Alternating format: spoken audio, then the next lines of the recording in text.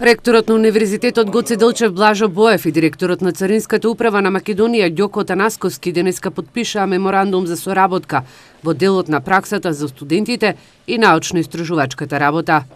Она што беше најважно, да потпишеме меморандум за соработка меѓу Царинската управа и Универзитетот Гоце Делчев, како би овозможиле на студентите да имаат практична настава во самата Царинска управа и секако она што и за нас сметаме дека ќе биде добивка, а тоа е научно-истражувачка дејност во склоп на царинското и акцизното законодавство.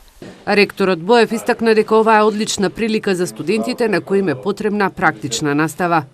Се надевам дека оваа соработка ќе има успех во иднината која доаѓа. Мислам дека студентите од неа ќе имаат добри резултати во нивната практична оспособеност, за да можат утре како готови, да кажеме, луѓе бидат активно вклучени во нормалното живење на државата и во работењето во системот на јавните, да кажеме, органи на државата Република Македонија.